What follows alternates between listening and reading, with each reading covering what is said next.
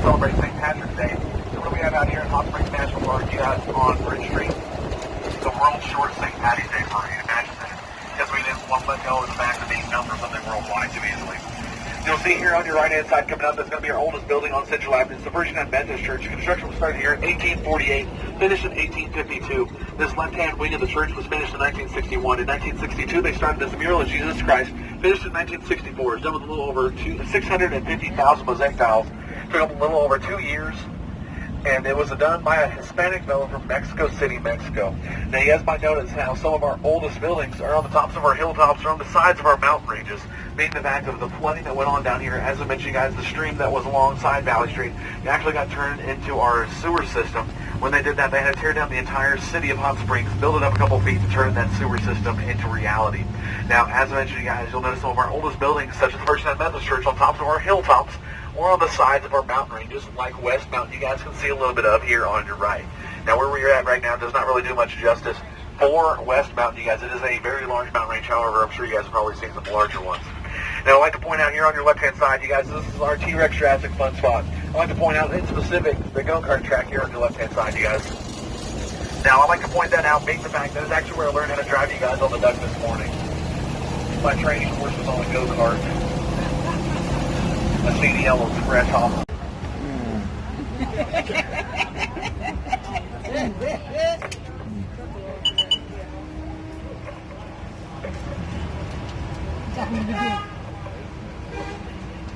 All right, you guys. How's everybody doing today? Pretty good? All right, you guys. My name is Captain Walker. You guys are on Miss Mary today. Not my normal duck, so we're going to go over our life jackets here. However, seeing how we are on a duck, we're going to be going out on the water, guys. Now, we are a Coast Guard regulated vessel. So with that being said, if you would like to wear one, if you just want to, or in case of an emergency, still make sure you guys know how to put them on. So right here in the front, you guys, this life jacket, got a little metal hook here. On that metal hook's a little metal piece. You push that up, take the hook off the ring. Once you take that hook off the ring, you can then spread it apart. Spread it apart, place it over your shoulders, around your neck. Take the hook from the front, back around your back, underneath your arms, and back to the ring you took it off of. It's pretty simple. Now, these life jackets here are our newer life jackets. These are actually for, go down to 40 pounds for our kids as well. It seems kind of weird, but these life jackets, the newer ones have this little lanyard that goes around your neck. It's for the younger kids.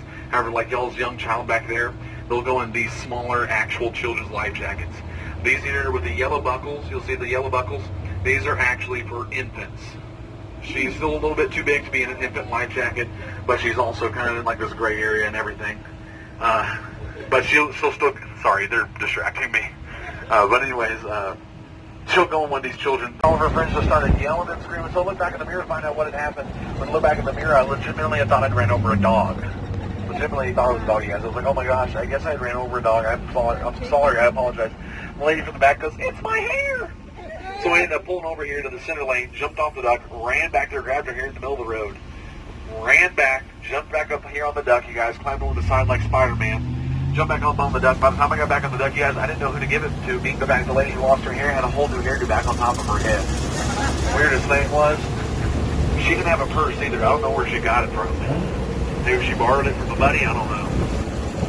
You guys can use your imagination with that one, I'm sure. Now coming up here on your right-hand side, you guys are going to see this empty plot of land, the blown out sign, the white ceremony fence. This is actually where one of our biggest tourist attractions used to be. Because that was actually where our local fortune teller palm reader used to sit up until she paid a gentleman to actually paint her house for. I forgot to tell you guys to yell at them. So anyways, now it's actually where our local fortune teller palm reader used to be up until she paid a gentleman to actually paint her house for the fast go-kart track here on Central Avenue. Now, inside the main building, you guys, with the ring trim close to the road, is actually where our ropes course is at as well. It's a two-level rope course, one story max height, meaning the first level is about 34 feet off the ground. The second level is at 1 story tall. One person up here in the front. Can you guys get right here in the front? Now, second question. What was Al Capone's cause of death? Anybody know that one?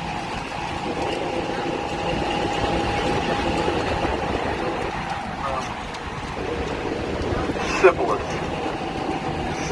I'm going to pass away from the simplest. Anybody get that one right? No. Nobody got that one right either.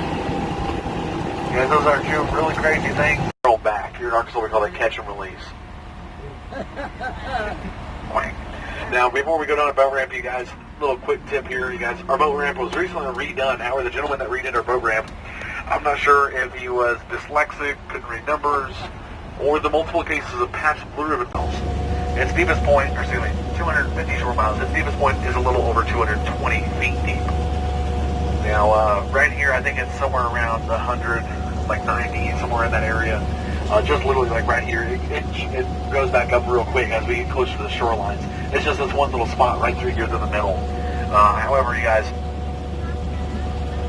our third and final lake, Lake Catherine, is actually our smallest lake. A lot of people around here call it the pond, being the fact it's only around 11.5 square miles. And its deepest point is only 80 feet deep. That's only one spot. It's only one spot is around that deep.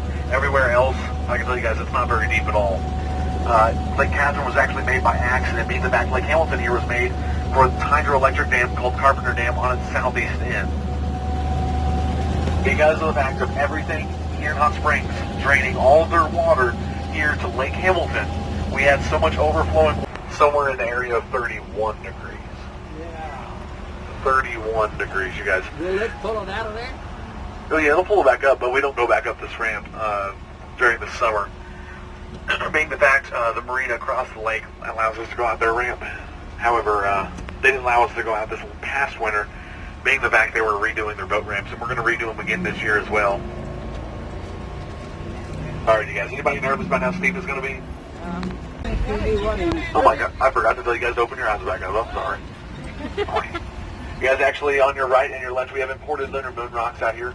You guys, we partnered with NASA the other 2000 to come up with my water bottle holder here, as well as my main piece of equipment that we had NASA invent for us.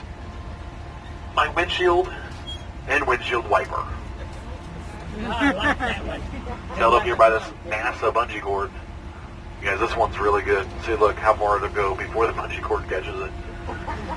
It's pretty. This is actually our heaviest windshield as well. You see how like thick the metal is and everything? This is actually the original windshield wiper mechanism from World War II. Really?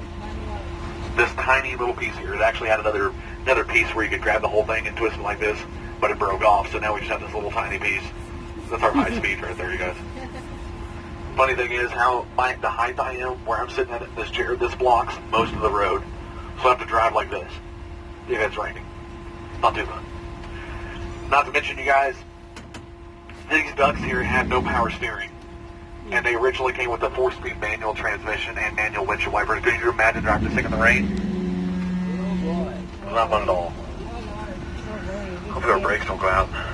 I'll go down the boat room door. Ah! If our brakes went out, you guys, at this steep of an angle, how heavy this boat is, we would not be a duck anymore. We'd actually become a turtle. Just come straight from the water, you guys. Would not have been fun at all. Just wait for this boat here to pass by before we jump in the lake here. Trust me, I'm ready. Being the fact that this duck, the brakes are very stiff and hard. All right, here we go. You guys ready to get your feet wet? I mean, get the duck wet? Bond.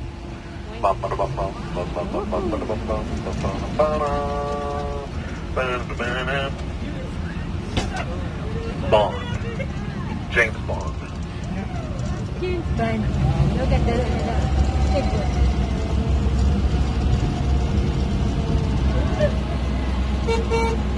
You like my horn?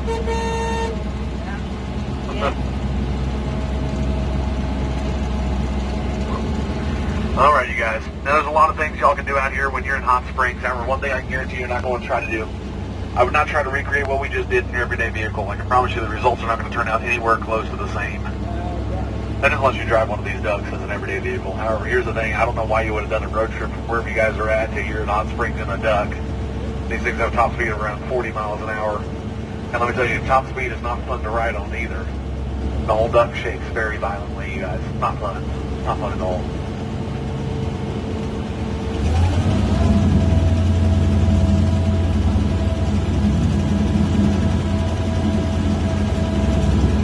That front works off the transmission? Nope. It's got PTO. It's got its own, it goes straight. There's this little gearbox that's underneath this. It's got actually this is one of the only ones that has a high and low gear still available. Some of our other ducks, and now some of our other drivers like to break rules for people trying to get extra tips and whatnot. People were putting it in high speed, this duck here, actually I told you wrong. I told you it has a 350. This one, the only one out of our fleet, has a 305. All the rest of them have a 350. This one only has a 305. Yeah, it's pretty small. Pretty small. It's got a lot less power than the other ducks around here. However, so these ducks, you can actually put them in high speed. However, the thing is, these ducks originally were made with a GMC 276 cylinder, a 6-cylinder. So high speed now, or low speed now, is the same as high speed with a 270.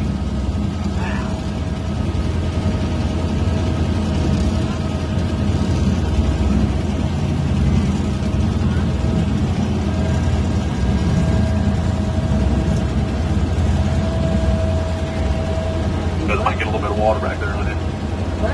Front wheels are totally ready, huh? What's that? The front wheels are ready, huh? You're ready. It's like front wheels? Am I turning by the wheels? Yeah. I can turn minusculely by the wheels. It has a little bit of a drag. As you know, you can turn with the wheels a little bit, but not very much. So I actually have a rudder in the back. There's this little toggle switch over here on the left vent here that I can turn the rudder in the back. However, we try to use it as little as possible, make the back anything. All three of our lakes are fed by the Washita River system. The first lake of that system being called Lake Washita. How many of you guys have heard of Lake Washita? Some of y'all? Any of y'all been out there to see Lake Washita? Very beautiful lake. You guys have it on there and seeing it, right? Very beautiful.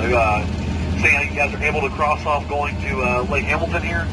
Definitely recommend going and seeing Lake Washita. It's definitely something to see while y'all are here. Put it on your Hot Springs little bucket list. Make it something to go see before y'all leave town. However, you guys, with that being said, why I recommend it so highly to go out there is because the fact Lake Washita is actually a federally owned lake. It's owned by the U.S. Army Corps of Engineers. The U.S. Army Corps of Engineers, you guys, is a federally owned lake, meaning everything around Lake Washita, you guys, is completely public land access.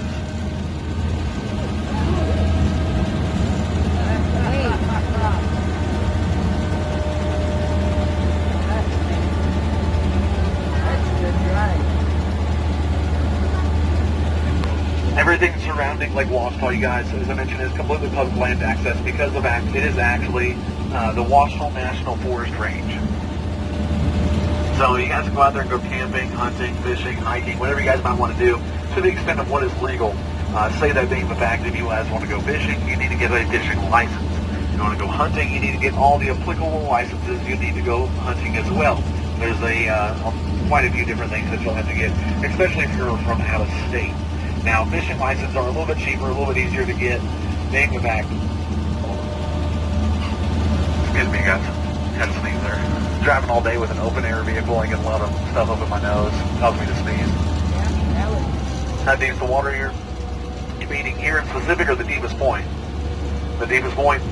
So Lake Hamilton here is our second largest lake. It's right behind Lake Washita. Well, it's not right behind it. So just before I get there, Lake Washita, our biggest lake, 690 shore miles, meaning the area around it is 690 miles. Sea bass, all kinds of different things. If you guys pay for a charter to go striper fishing, they're going to guarantee you anything between 30 and 50 pounds. Wow. 30 to 50 pounds. You guys, the record on Lake Hamilton, the lake we are currently on, is around 72 pounds. 72 pounds. Could you guys imagine hooking into a fish the size of a small child? It's pretty crazy. That's why we have so many people coming out here to fish for them, guys. Being that Lake Hamilton is one of the best, Lake Hamilton, Lake Washita, Hot Springs is one of the best lakes to actually go striper fishing in these southern states that's all partnered together. The next one in line would be Lake Texoma.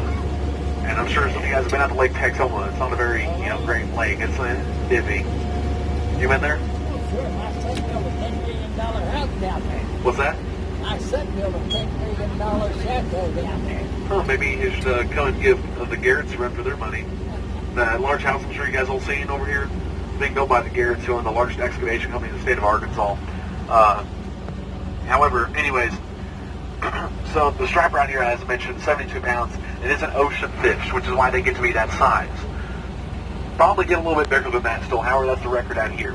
They're released from the game 10% off of a 4-hour rental and 15% off of an 8-hour rental. We actually have those coupons back at the duck shop where you guys got on the duck, or at the wax museum where I'll let you off. You just have to ask them for the coupon. However, the only stipulation, you guys got to bring me with you. Oh, okay. However, my birthday's also coming up. You guys don't want to find something to buy me for my birthday. I'll either take this glass stream here or one of these Supras here on your right as well. How much is that? How much are those? Yeah, how much they rent for? How much those? I don't think they rent those. I mean, those are like $250,000 boats. I know. Like a pontoon boat. Yeah.